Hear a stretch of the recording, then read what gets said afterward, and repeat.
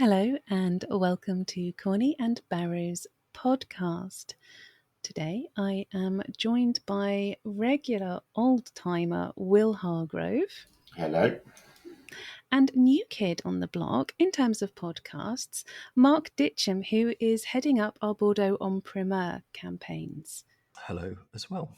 I'm quite excited about today's podcast because it's based around Bordeaux en primeur and the fact that Corny and Barrow recently sent out a questionnaire to a number of our customers. And I am very interested in hearing what people had to say. But first, Marc, would you be so kind as to give us a little potted history about en primeur and Bordeaux? Yes, indeed.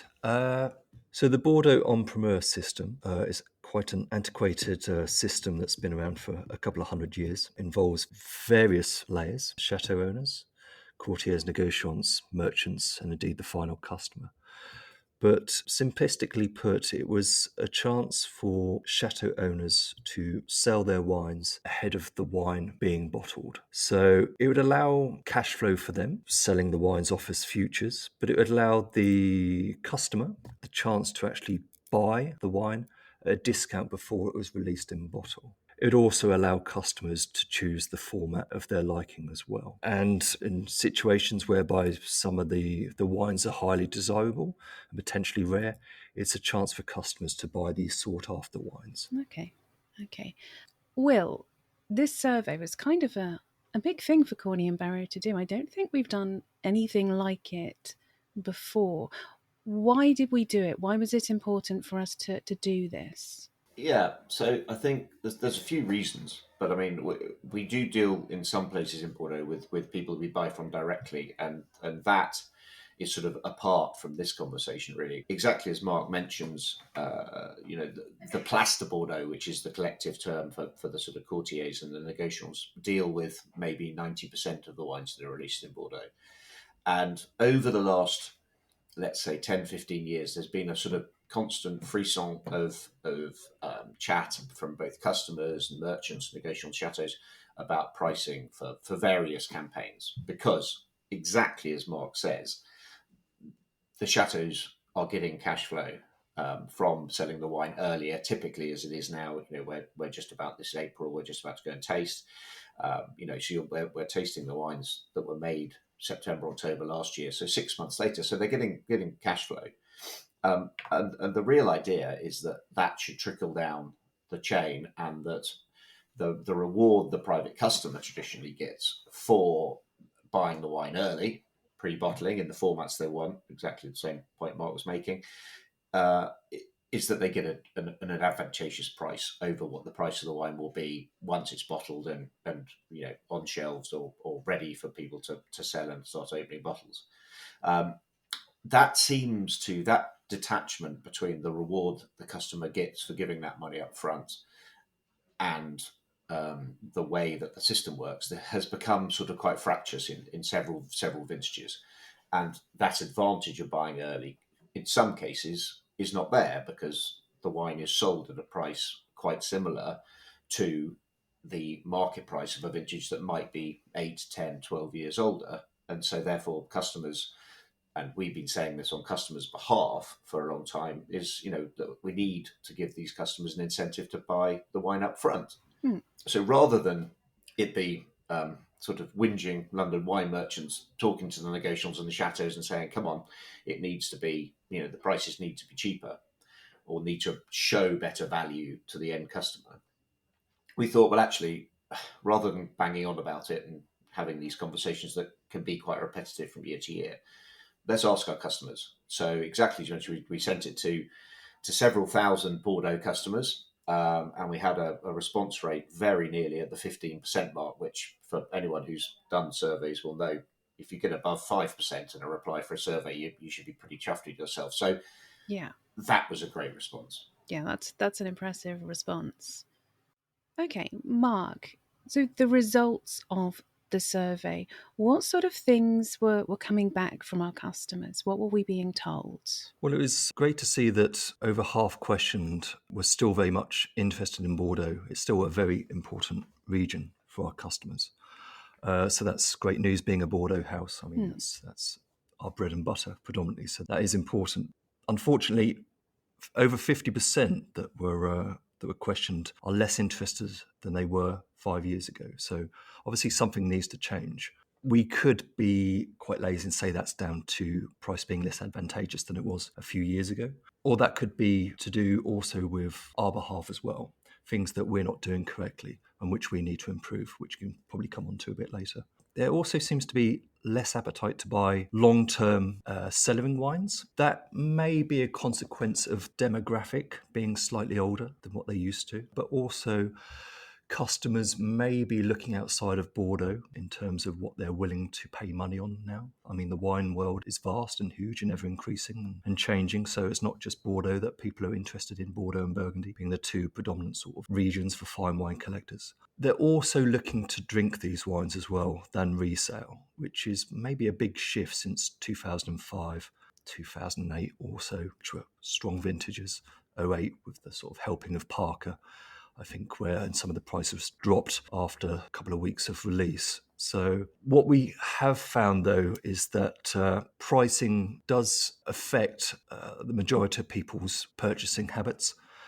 Pricing is now seem to be too high than what it used to be. And we have also seen that as well. Year on year, pricing has gone up 10, 20%. And I think it's the last great vintage when it came to buying at a discount and made it an important decision and a commercial decision for customers was probably the 2019 vintage during COVID, the COVID vintage. So the Chateau and Negociants, obviously they're kind of at the behest of the Chateau. They need to start understanding that customers do have luxury of choice now and they don't need to buy Bordeaux on release because, as Will was saying quite rightly earlier, they can now pick these vintages up, these comparable vintages, at a price might be less expensive than what it was on initial release. So there's no advantage to be gained now from the en-primeur system.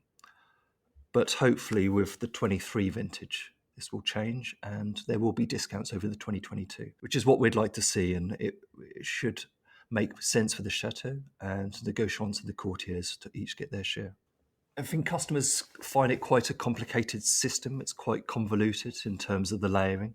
Even explaining it earlier with the courtiers and the Gauchons and the Chateau, why are so many people involved when customers may just think it's our direct line of communication with the Chateau, but no, there's two other intermediaries and middlemen that are each taking their small percentage.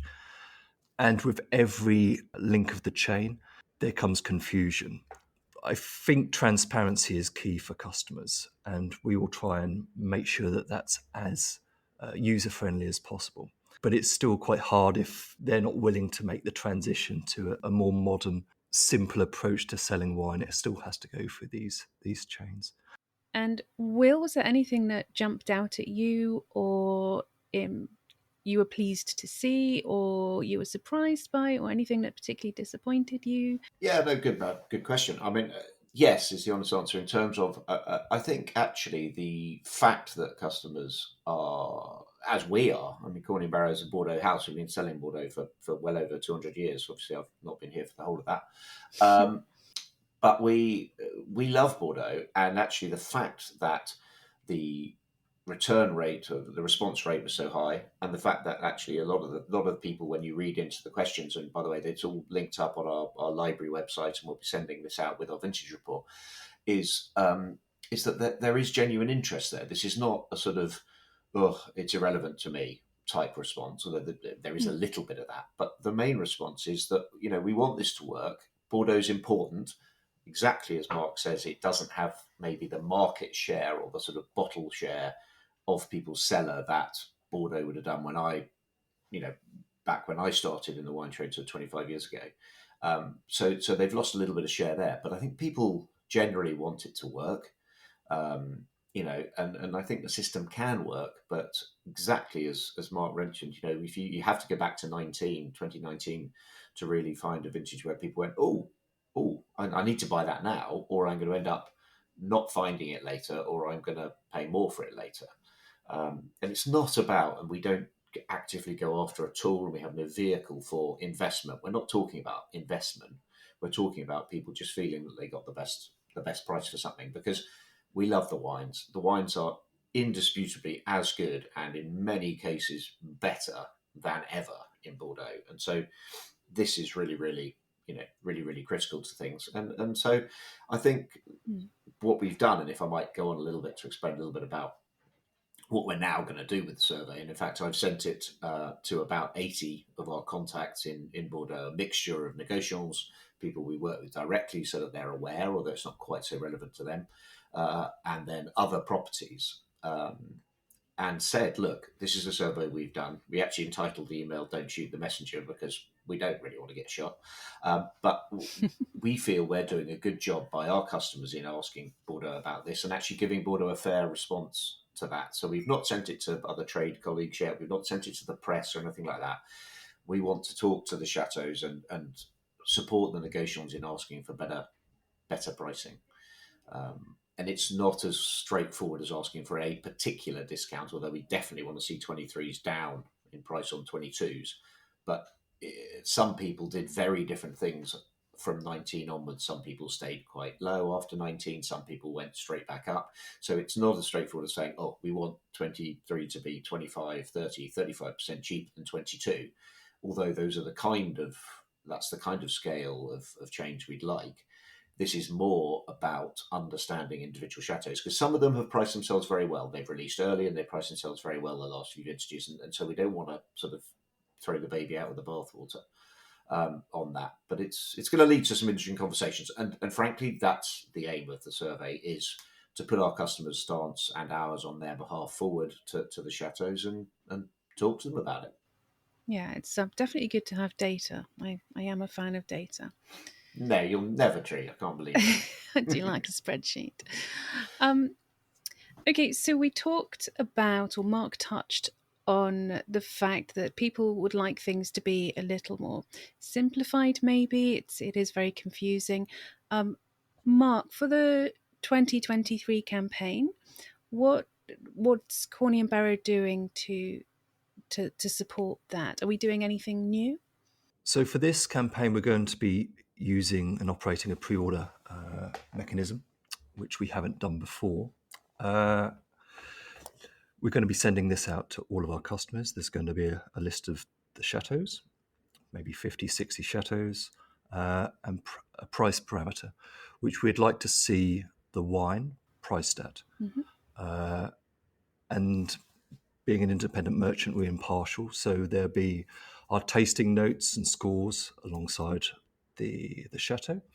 And if we feel it's a price that we think makes sense, we will ask the customers for commitment to buy. That's not contractual, but at least it will show that there is a level of interest in that particular property. And me as a buyer, it will allow me on the day to try my best alongside my colleague Max Edge, who's helping me this year, to speak to the negotiants and to effectively place an order. I'll probably speak to them beforehand to say, this is our level of interest at this price point. And if it works, and then it works. So on the morning of a release, it can be incredibly busy. And sometimes you're a little deer in the headlights when it comes to, does this price work? Is it a good reflection of the quality? Is it better than last year in terms of quality or price?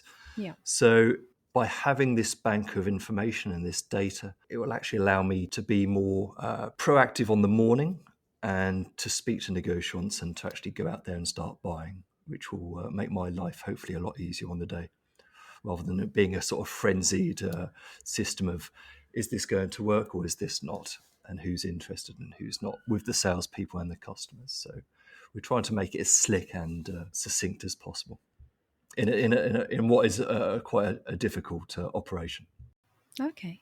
Yeah, it's going to be a very interesting one from that point of view, and I think that is a good idea. I mean, it's exactly as you say, the sort of deer in the headlights thing can happen on release days, and as people be aware, we have in the UK, one or two bank holidays in May. The French have quite a few Saints days, so it does get quite broken up. And I think just to sort of slightly go back to a little bit on the survey, one of the things a few people mentioned, and as merchants we would agree with this, is it would be wonderful if there was a little bit more coherence to the order of releases.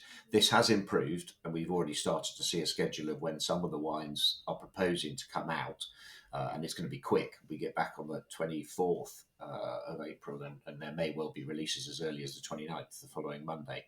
And I think this is good. We want a relatively quick fire campaign that doesn't sort of get unnecessarily long, but at the same time, we don't want 10 significant wines coming out in the same morning, because it can become, well, a mess, quite frankly. So yeah, that I think is one of the changes, exactly as Mark talks about. We're just trying to get a feel up front for what customers, should prices be good, what customers will want, which will allow us hopefully to be slicker at getting those things off the negotiations. But yeah, you can. It's probably an all-time high on the email front when we get into a busy release day. It's almost so much you just sort of can't reply to things without more arriving at the same time. So yeah, it's a bit of a manic old time. It is indeed. Just to follow on from Will's point, I was actually looking at the calendar of releases this morning, and it made me laugh because one of the big releases of a name I won't mention, but is planned for the 6th of May, which is actually a bank holiday in the UK. So that just shows you just how ridiculous it can be sometimes that the French, with one of the releasing a few wines on a bank holiday in England and the UK. So no one will be here to actually supervise that. And it's which is a weird one, on the basis as well that that this is going to be a campaign. I think it's fairly blunt to say where Asia is buying less, China specifically, who's been quite a big on primeur campaign, or quite a big on primeur buyer rather, and the Americans tend to either come in for a vintage or not. I mean, it's not quite that simple, obviously, but they tend to either be big buyers of a certain vintage or not. And the rumours are they're not going to be a massive buyer. So yes, when Bordeaux is going to depend to a certain degree on the UK market, and London being a real mainstay of the world wine trade, yes, releasing on a bank holiday is a slightly odd one. Let's see, maybe it'll adjust. Who knows? It'll be pushed back. Yes. Right, and Mark, the 2023 vintage, as that is what is about to be released. Do you have any thoughts about it? Do you have what are the wines going to be like, do we think? Well, firstly, it's going to be my first time in Bordeaux tasting en primeur. So I'm very excited to go there and to taste the wines of the region. Mm-hmm. 2023, from reading some vintage reports, I think it's fair to say it's not going to be an excellent vintage. It's maybe a 4 out of 5-star vintage. But there's some delightful wines from having spoken to various negotiants over the last couple of weeks. There's some certainly good wines to be had out there. Whether the price sits at a level that makes customers buy is another matter. But yeah, I think when it comes to the reds, looking at my notes, some of the alcohol levels are a little bit less than 2022, which is no bad thing. The biggest concern is mildew, which is affected the Appalachians across the region. But there's no heterogeneity there. I don't think it's affected every Appalachian, so it's been quite patchworky in terms of where it's affected, and this just means that the grapes haven't developed a complexity and sometimes might be lacking the ripeness of some other vintage counterparts. So yeah, I'm very excited to taste the reds. It's supposed to be a great vintage for whites and stunning for sweet wines. So, but until I go out and taste, I won't be able to pass much more comment than that. Okay. Will, any thoughts?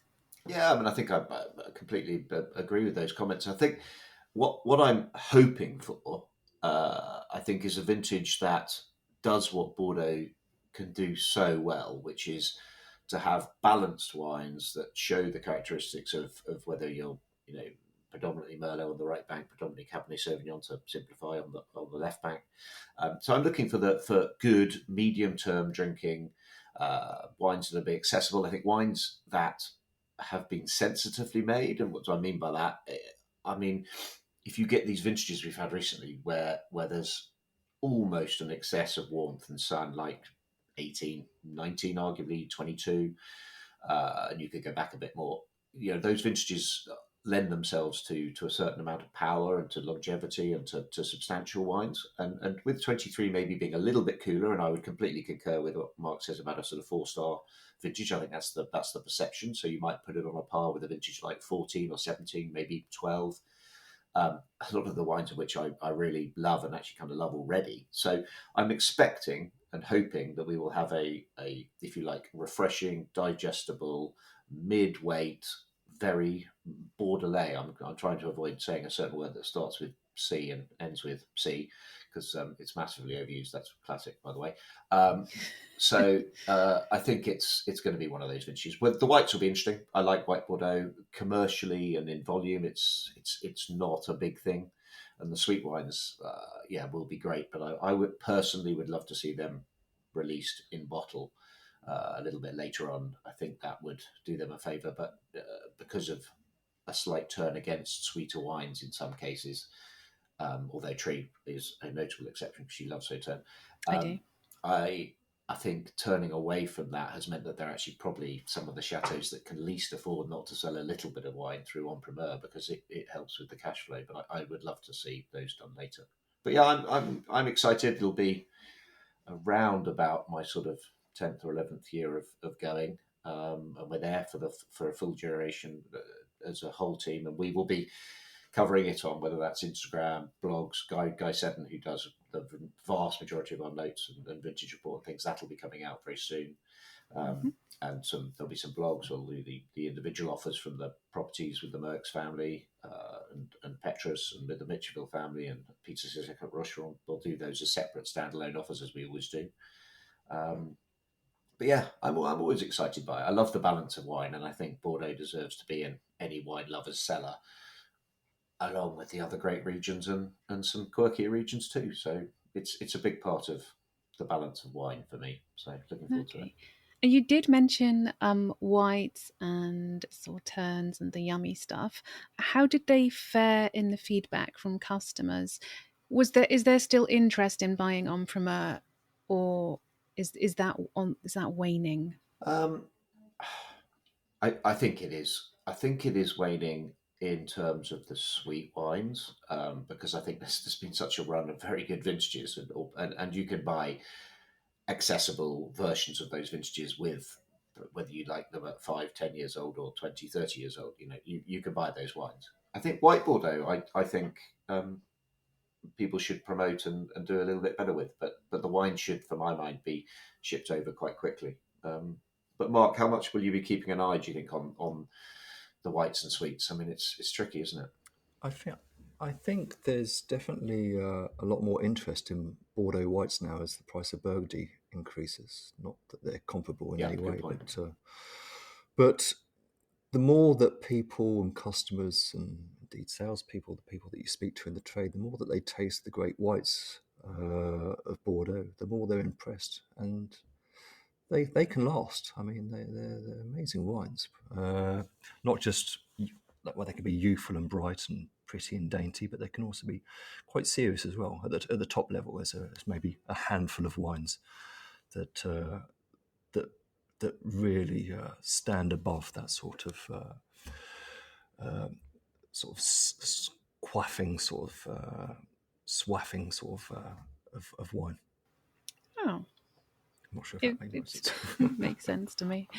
Well, chaps, I wish you an absolutely smashing trip. I hope your taste buds manage to hold up after tasting all of the wines that you're going to be trying for us. And undoubtedly, I will be chatting to some of the team upon your return and picking your brains about what you've been up to and what you've been tasting. So thank you very much, Will. My pleasure, Tree, as ever. And thank you, Mark. Thank you. Good to talk.